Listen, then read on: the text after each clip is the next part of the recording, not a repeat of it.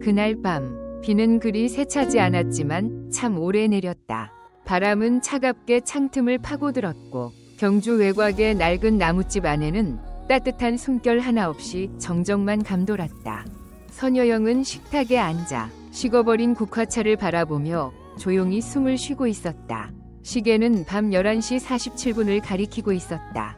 선여영, 속마음, 여보, 당신 없는 2, 3, 열해를 넘기며 살아왔지만 왜 이렇게 가슴이 허전한 걸까?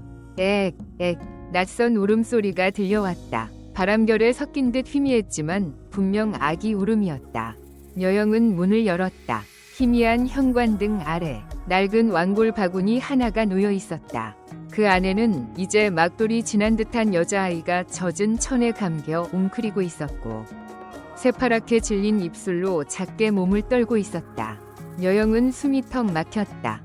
선여영, 세상에 이 추운 밤에 누가 이렇게까지 어떻게 이런 아이를.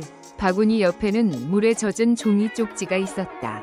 이름, 지아, 생일 4월 17일. 이 아이를 부탁드립니다.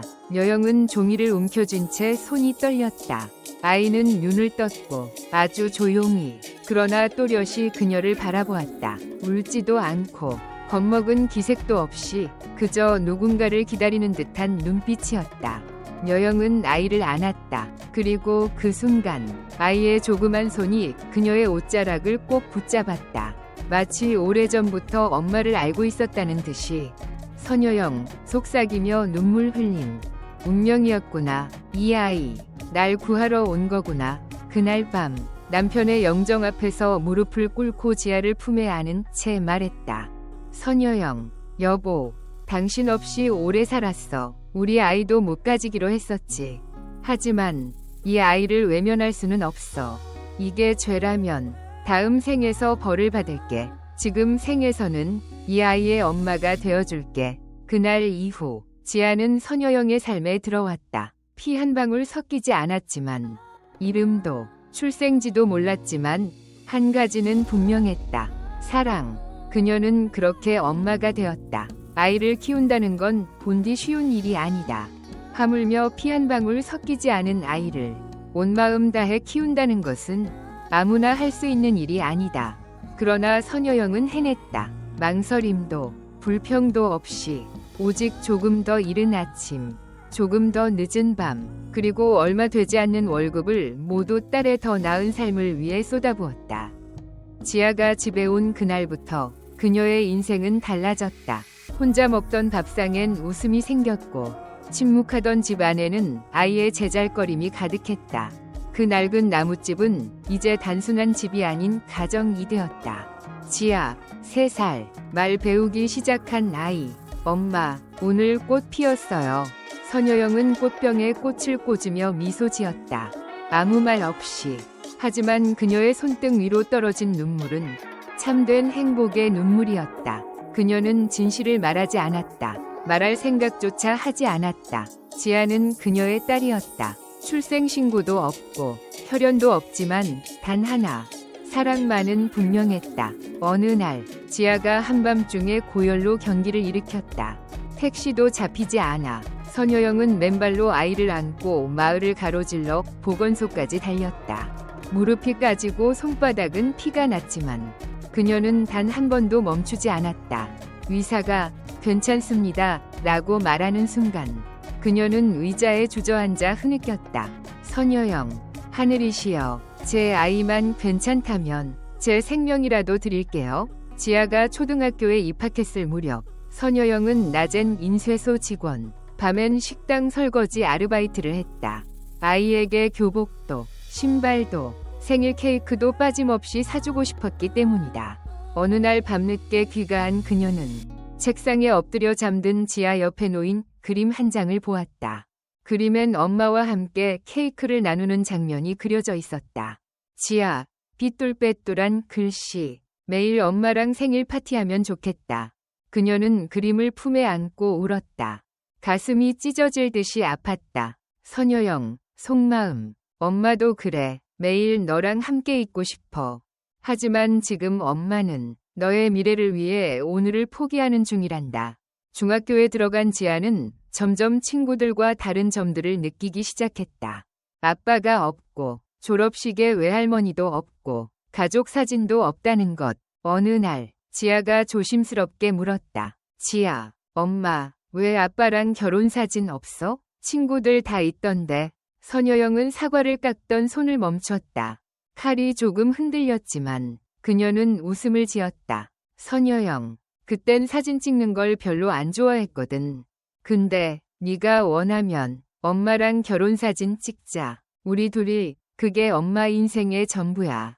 지아는 엄마 품에 안겼다. 그 순간의 따뜻함은 훗날 몰아닥칠 고통을 아무도 예감하지 못했다. 여영은 여전히 검소하게 살았고 매달 조금씩 모은 돈을 지아의 대학 등록금으로 따로 모아두었다. 어느 밤 지아가 잠든 뒤 그녀는 어둠 속에서 손등에 주름을 쓰다듬으며 생각했다. 만약 언젠가 지아가 진실을 알게 된다면 그때도 나를 엄마라고 불러줄까? 그리고 곧바로 스스로를 꾸짖었다. 이기적이지 마. 선여영. 사랑은 피로 증명하는 게 아니야.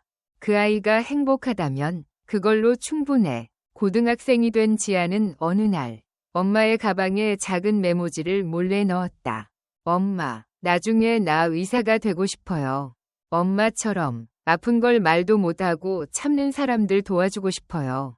선여영은 조용히 눈물을 흘렸다. 그리고 마음속으로 말했다. 이 한마디를 듣기 위해 내 인생을 다 바쳤어도 그건 충분히 가치 있었어. 지아가 고2가 되던 해 여름, 인생의 폭풍이 찾아왔다. 선여영은 자주 어지럽고 잠도 잘 이루지 못했으며 몸은 점점 쇠약해졌다. 하지만 병원에 가지 않았다. 그녀에겐 그럴 시간이 없었다. 쉬는 시간마다 딸의 찢어진 옷을 꿰매고 지아가 좋아하는 반찬을 도시락에 싸 학교에 보내기 바빴다.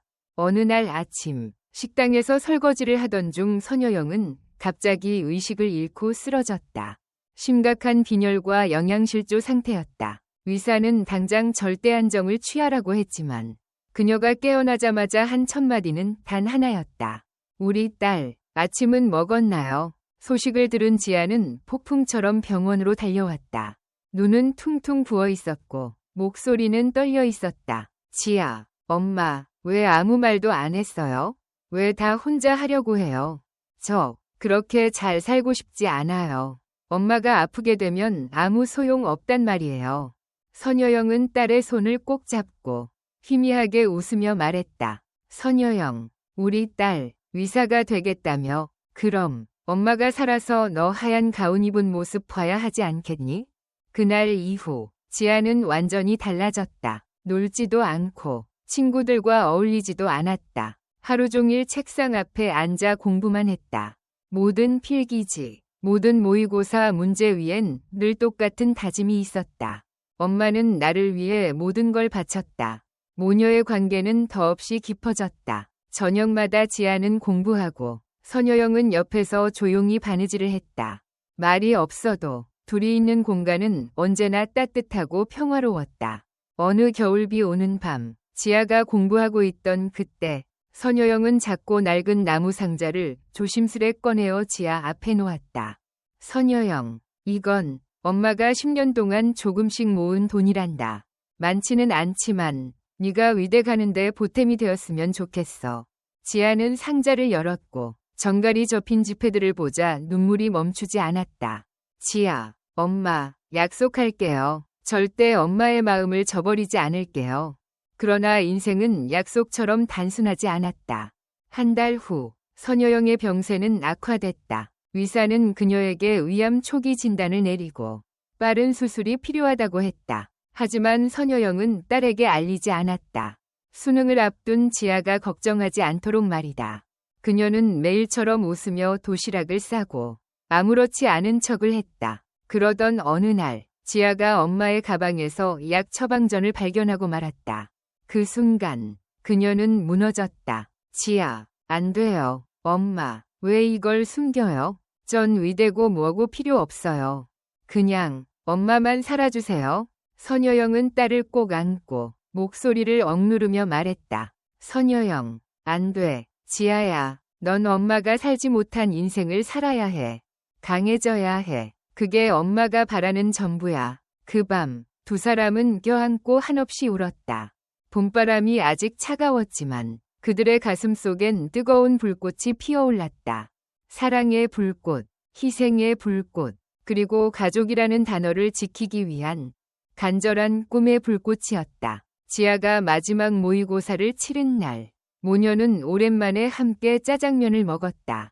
선여영의 건강도 눈에 띄게 좋아졌고 지아의 얼굴에도 오랜만에 웃음이 떠올랐다. 두 사람은 이제 진짜로 힘든 시기를 지나왔다고 믿고 있었다. 그러던 어느 날 오후, 도서관에서 공부 중이던 지아는 낯선 번호로부터 전화를 받았다. 수화기 너머의 목소리는 느릿했지만 차가웠다. 너, 지아 맞지? 나야, 너의 친엄마. 지아의 세상이 무너지는 소리가 들리는 듯했다. 장난 전화일 거라 여겼지만 그 여자는 너무 많은 걸 알고 있었다. 생일, 어릴 적 살던 동네, 심지어 돌아가신 아버지의 이름까지 모든 것이 소름 끼치도록 정확했다. 그날 밤, 지아는 아무 말 없이 귀가했다. 선여영을 바라보는 눈엔 갈등이 가득했다. 입을 열지 않았지만 마음속에 수많은 의문이 솟아올랐다. 다음 날, 지아는 몰래 그 여자를 만나기로 했다. 한적한 카페 구석 자리. 단정하지만 날카로운 눈매의 중년 여성은 지아 앞에 서류 한 묶음을 내려놓았다. 이건 친자 확인서야. 내가 널 되찾고 싶어서가 아니야. 내가 원하는 건 단 하나.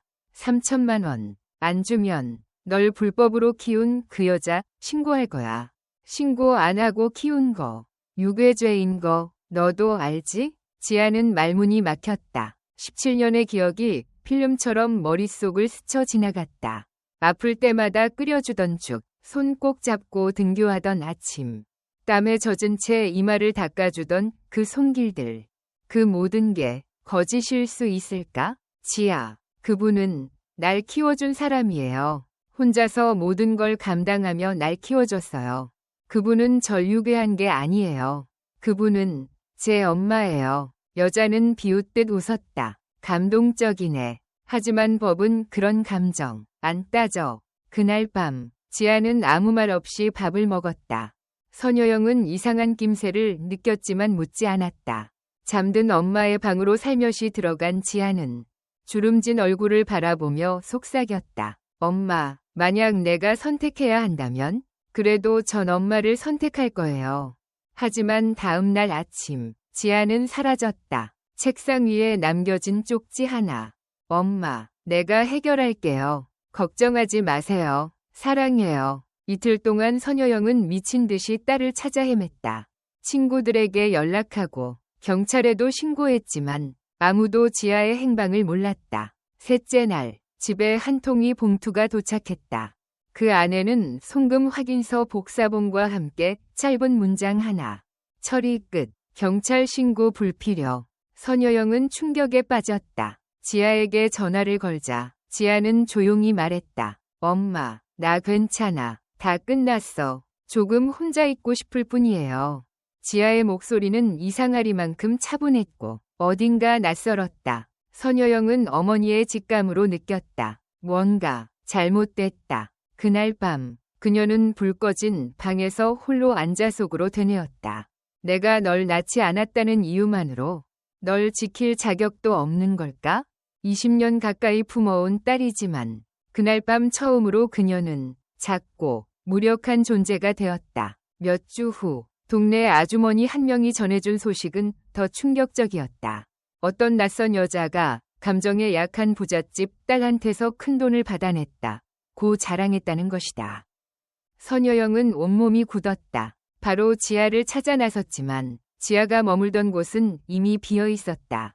모든 상처가 다시 터졌다. 사랑, 희생, 시간, 모든 것이 언제 들어갔는지도 모르는 함정 속에서 무너져 내렸다.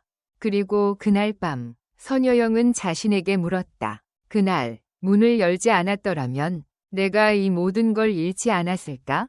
지아가 사라진 지 3주가 지난 어느 날 밤 선여영의 핸드폰이 울렸다. 심장이 멎는 듯한 순간 발신자는 지아였다. 엄마, 나야. 나 잘 지내고 있어. 하지만 이젠 엄마랑 연락하지 않을게요.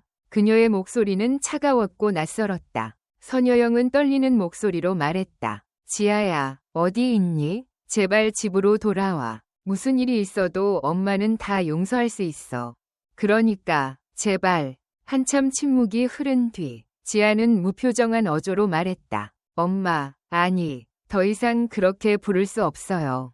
전 이제 알았어요. 지금까지 거짓된 삶을 살아왔다는 거려. 이제는 진짜 나로 살아야겠어요. 뚝, 전화를 끊는 소리. 선여영은 바닥에 주저앉았다. 손엔 아직도 핸드폰이 들려 있었지만 마음은 텅 비어 있었다. 다음 날, 그녀는 예전에 친어머니가 보냈던 주소를 찾아갔다. 하지만 그곳엔 아무도 없었다. 빈 집뿐이었다. 며칠 후, 그녀는 지아에게서 문자 하나를 받았다. 더 이상 날 찾지 마세요. 이제 모든 진실을 알았어요. 엄마라는 사람은 완벽하진 않지만 적어도 거짓말은 하지 않았어요. 그 문자는 그녀의 가슴을 송곳처럼 찔렀다. 그 아이는 언젠가 엄마라고 따뜻하게 부르던 바로 그 아이였다. 그 아이가 이제는 이렇게 잔인한 말을 하고 있다니. 그날 밤 지인의 소개로 한 영상을 보게 되었다. 영상 속에서 지아는 친어머니 옆에 앉아 환하게 웃으며 말했다. 나는 납치됐고 진짜 정체를 숨긴 채 살아왔다. 그 모든 말은 마치 미리 준비된 시나리오 같았다. 지아의 눈엔 죄책감은 없었고 오히려 당당함과 계산이 있었다. 선여영은 무너졌다. 스스로 묻기 시작했다. 혹시 지아는 처음부터 알고 있었던 걸까? 혹시 그 사랑은 모두 연기였던 걸까? 20년 가까이 바쳐온 진심은 그저 이용당한 거였을까? 며칠 후 택배 하나가 도착했다. 그 안엔 과거 지아가 친어머니에게 보낸 그 3천만 원이 들어있었다. 그리고 메모 한 장. 이 돈 돌려줄게요. 이제 아무런 빚도 없으니까요. 그 순간 선여영의 눈에 눈물이 고였다. 엄마는 단 한 번도 너에게 사랑의 값을 계산한 적이 없단다. 그녀는 지아가 초등학생 때 만들어준 추억 상자를 끌어안았다. 삐뚤삐뚤하게 쓰여진 문구. 세상에서 제일 사랑하는 사람 엄마. 그 상자만이 증명해주는 듯했다. 한때 분명히 자신을 진심으로 사랑해주던 딸이 있었음을. 혹은 그 모든 기억은 이제 완전히 사라진 한편이 아름다운 꿈이었을 뿐일까? 지아에게서 받은 그 봉투, 그리고 그 차가운 문장 이후로 선여영은 살아있는 시체처럼 변해갔다. 매일 아침 차려놓던 식사도 멈췄고 출근도 그만뒀다. 20년 넘게 몸에 밴 모든 일상이 무너졌다. 작은 집은 갑자기 얼음장처럼 싸늘해졌다. 지아의 어린 시절 사진, 낡은 장난감, 책 읽던 작은 의자, 전부 그대로 있었지만 생명력은 사라졌다. 그녀는 그림자처럼 집안을 떠돌며 마치 누군가 문을 열고 들어오길 기다리듯 멍하니 하루를 흘려보냈다. 어떤 밤은 현관 앞에 앉아 어둠을 멍하니 바라봤다. 엄마, 나왔어요. 그 말을 기다렸지만 대답은 차가운 바람뿐이었다. 매일 아침 그녀는 찻잔 하나를 준비해 지아가 앉던 자리에 놓았다. 차는 식고 누구도 마시지 않았지만 그 행위 자체가 유일한 희망이었다. 언젠가 지아가 돌아올지도 모른다는 그 가느다란 희망. 두 사람 함께 돌보던 길고양이조차 더는 집 근처에 오지 않았다. 그 집엔 이제 채온이 남아있지 않았다. 어느 비오는 10월 오후, 선여영은 장을 보러 나갔다. 그저 평범한 나들이였다. 하지만 길 한복판에서 그녀는 쓰러졌다.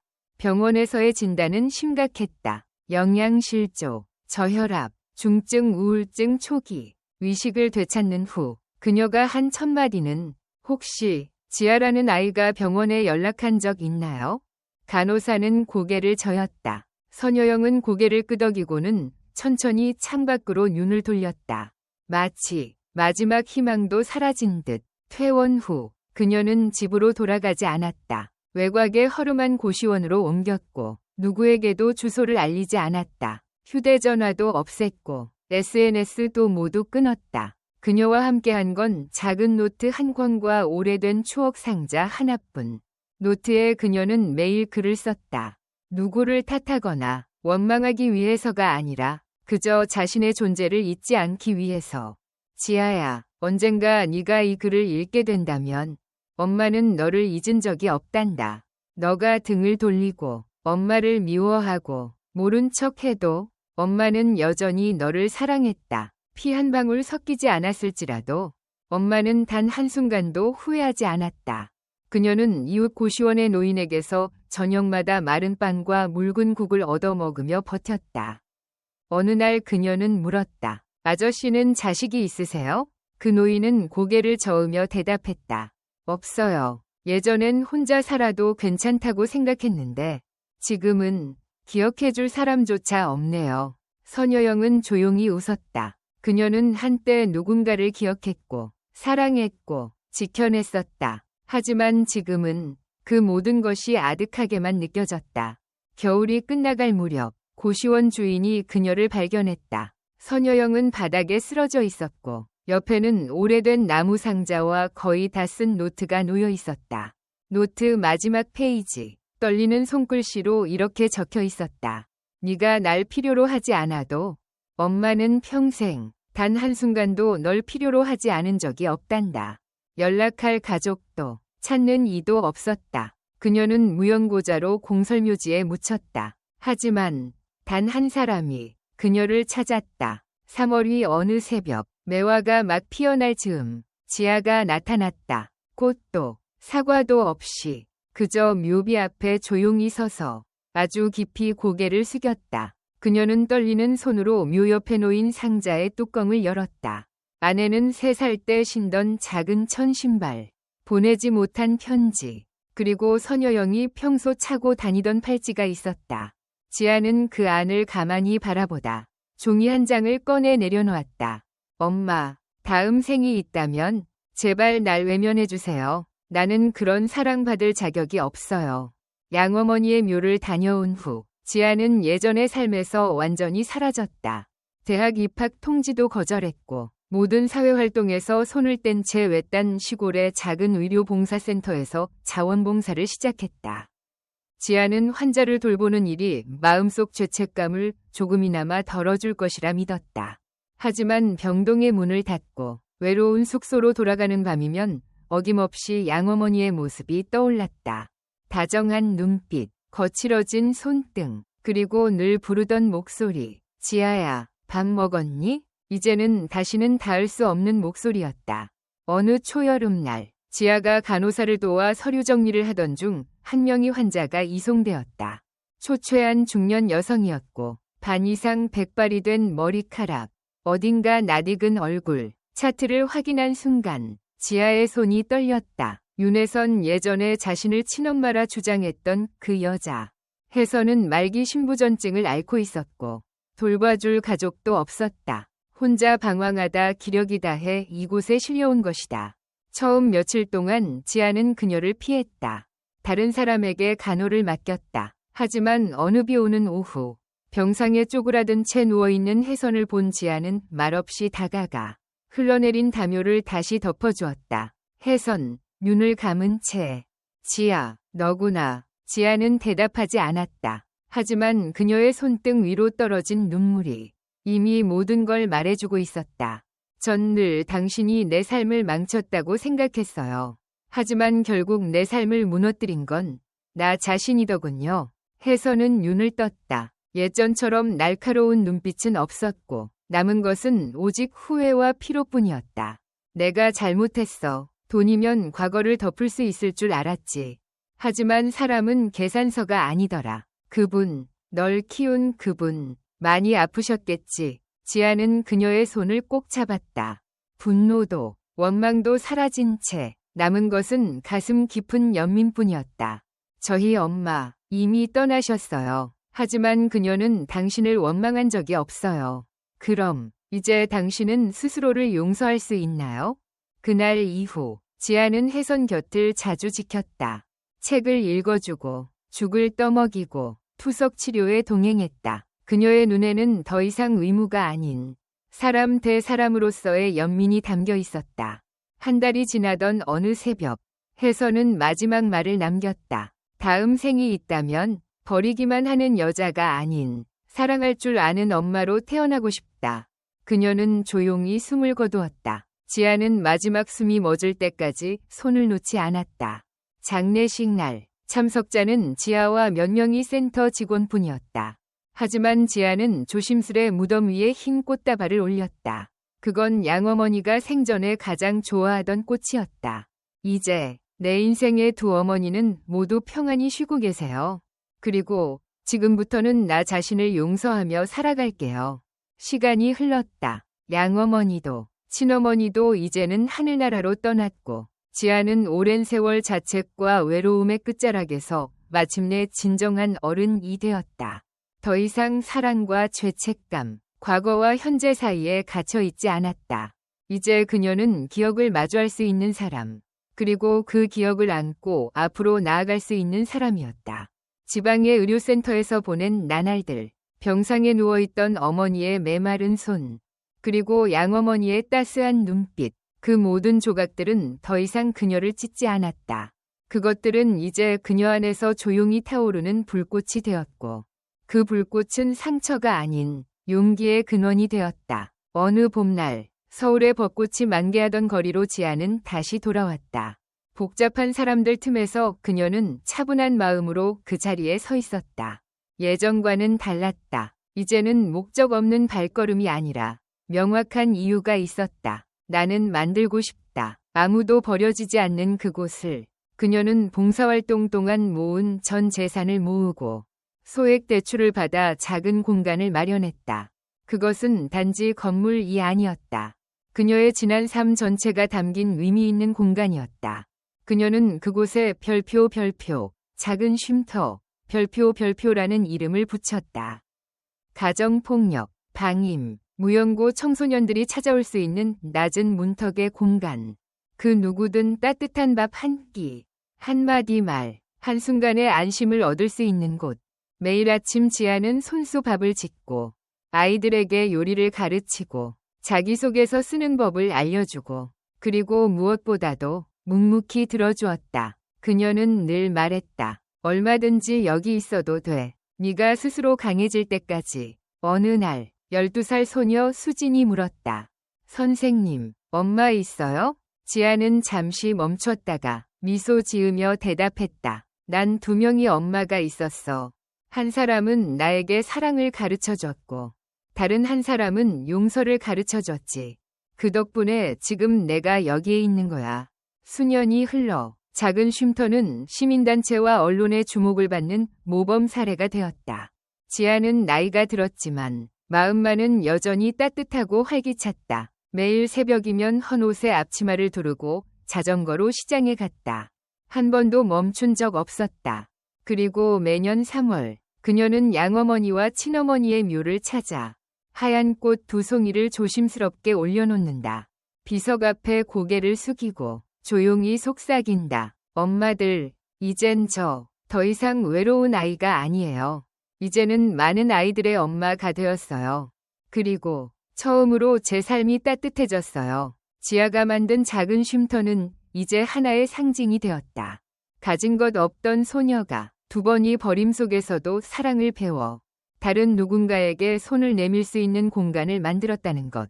그 이야기는 전국 곳곳으로 퍼져나갔고 많은 사람들이 그녀의 이름을 기억하게 되었다. 하지만 지아는 조용히 평범하게 살아갔다. 외부의 스포트라이트보다 아이들과 마주 앉아 밥을 나누는 것이 더 소중했기 때문이다. 어느 날 봄비가 내리던 늦은 오후 지아는 조용히 서재에 앉아 오랜만에 편지를 쓰기 시작했다. 수신인은 따로 없었지만 그녀는 알고 있었다. 이 글은 언젠가 누군가에게 도달할 거라는 걸.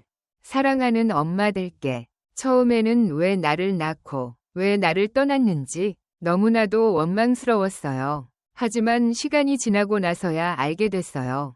사랑은 완전하지 않아도 진심이면 된다는 것을요. 이제 저는 누군가의 딸이 아니라 누군가의 어른으로 살아가고 있어요. 어린 날의 상처는 아직도 제 안에 있지만 그 상처가 저를 인간답게 만들어 주었어요.